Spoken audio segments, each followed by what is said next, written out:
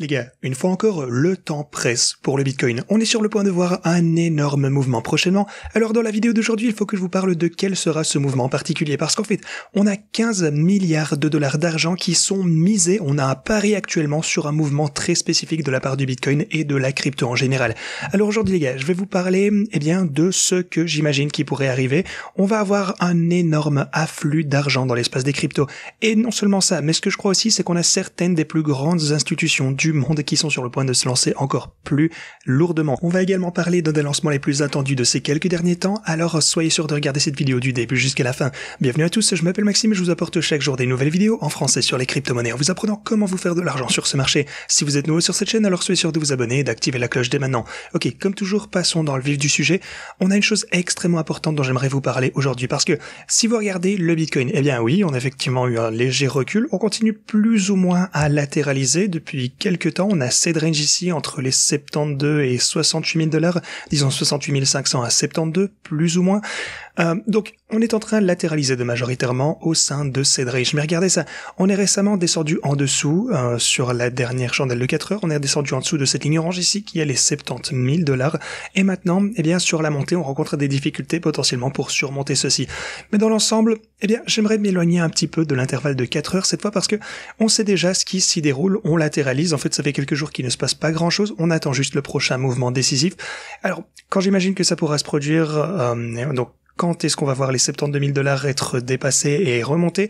Eh bien, on verra ça prochainement. On va certainement trouver une sorte de résistance de toute façon au sein de cette zone, mais le prochain niveau majeur sera les 82 000 dollars. Ça, vous le savez déjà, c'est ce à quoi on s'attend, c'est notre théorie ici. Mais si vous regardez pour le coup le all-time high qu'on a pu atteindre il y a, eh bien, en fait, 2 jours, on a atteint un nouveau sommet historique pour le Bitcoin sur l'intervalle hebdomadaire. Bien sûr que non, évidemment. On avait le précédent ici à 73 800 dollars. Je raconte n'importe quoi. Mais voilà, au moins on a réalisé un nouveau sommet local en essayant d'atteindre ce niveau ici aux 72 000 dollars.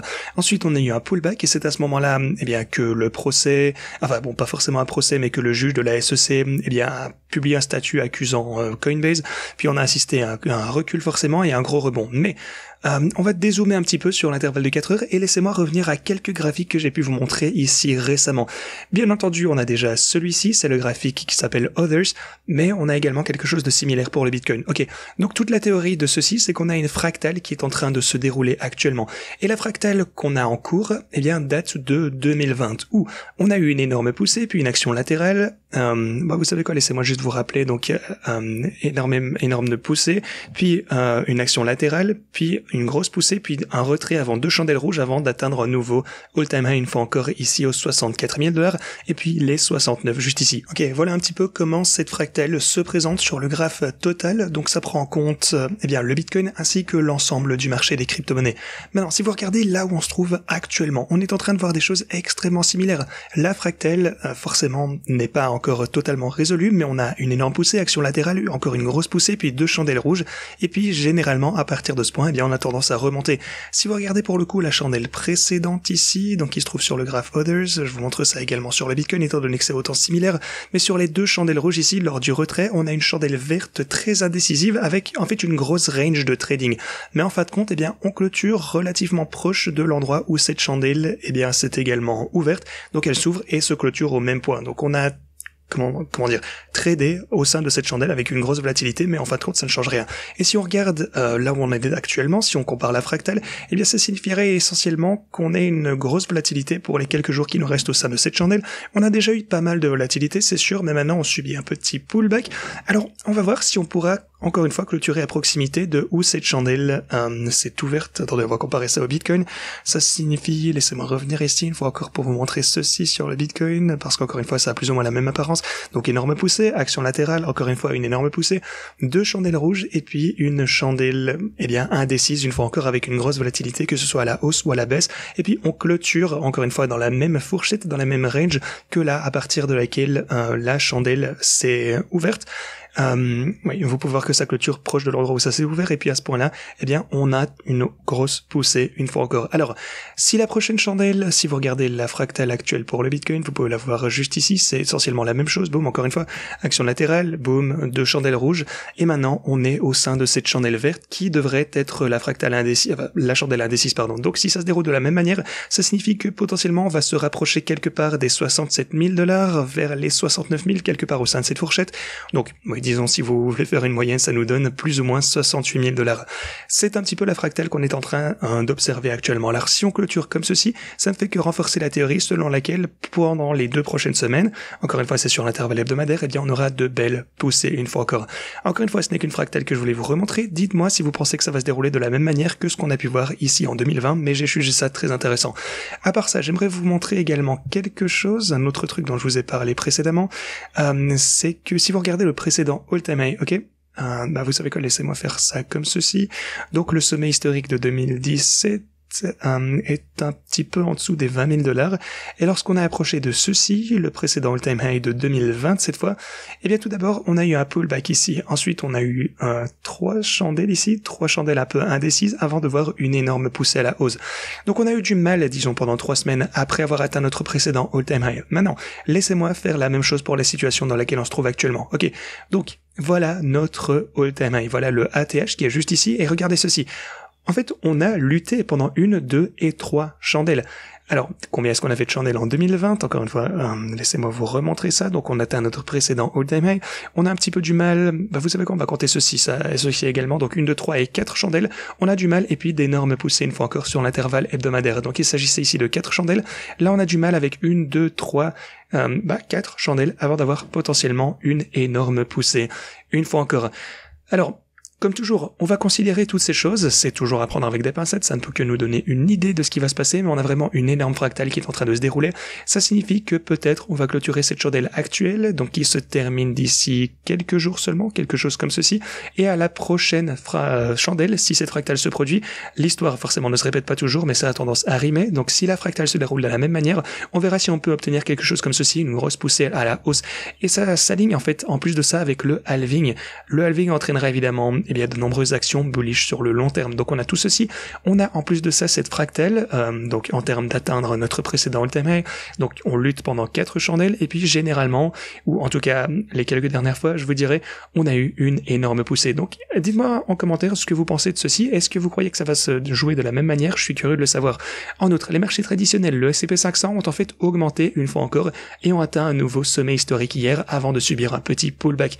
Donc dans l'ensemble, les marchés traditionnels sont également en forme. On a un peu de consolidation de ce côté. Je pense qu'on va également assister à une autre tendance à la hausse d'ailleurs. Donc les marchés traditionnels, encore une fois, ont l'air en pleine forme, ce qui est positif.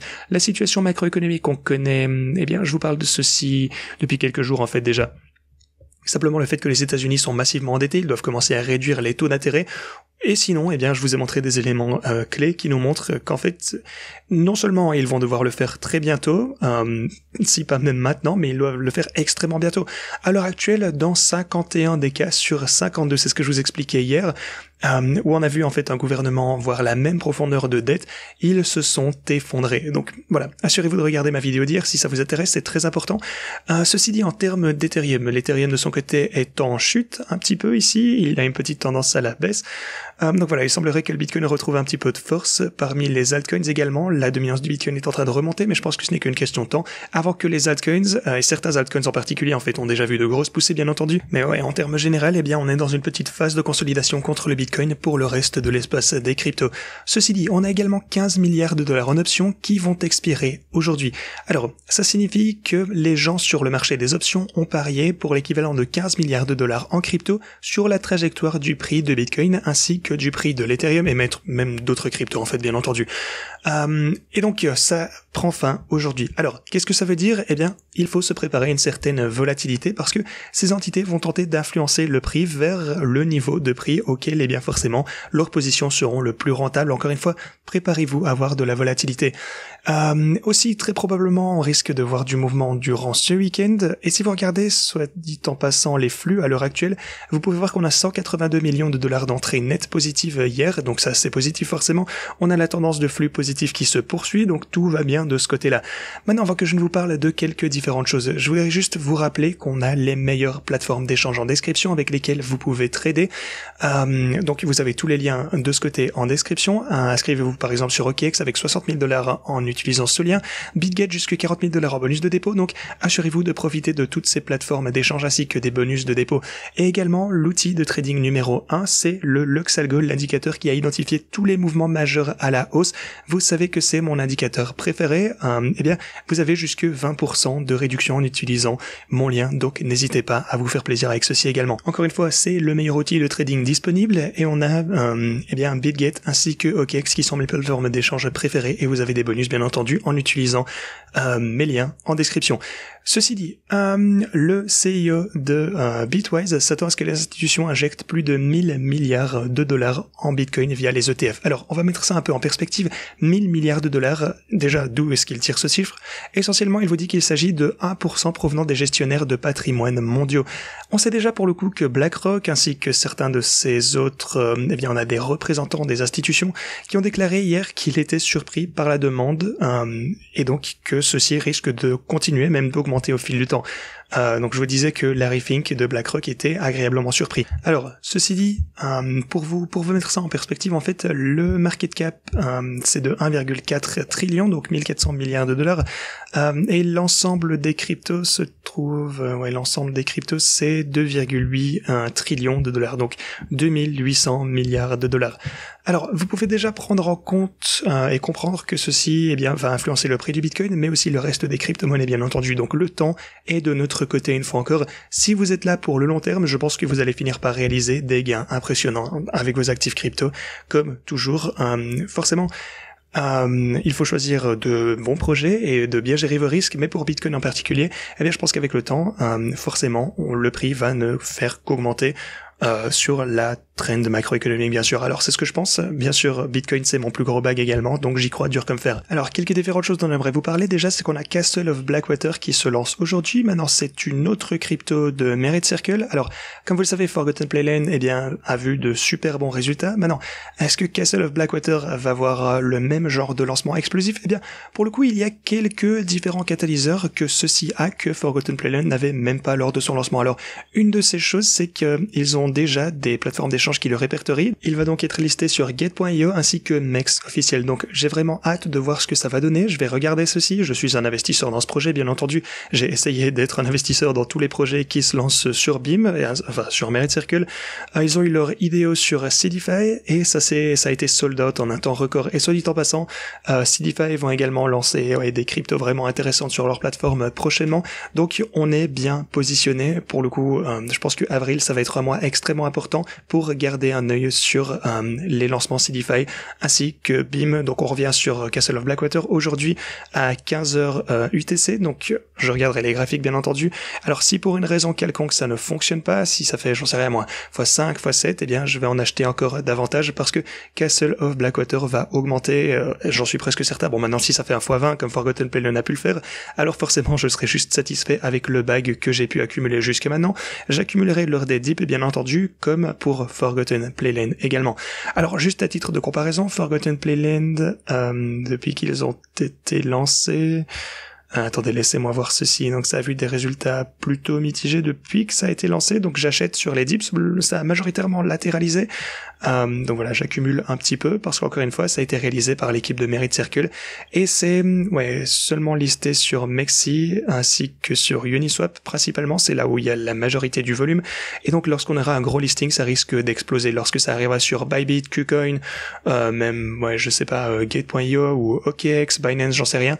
Je pense de toute façon que ça finira par arriver et à ce stade, évidemment, le prix va exploser en un rien de temps et donc forcément qu'on pourra vendre à un prix bien plus élevé. Encore une fois, ne mariez pas vos bags de altcoins.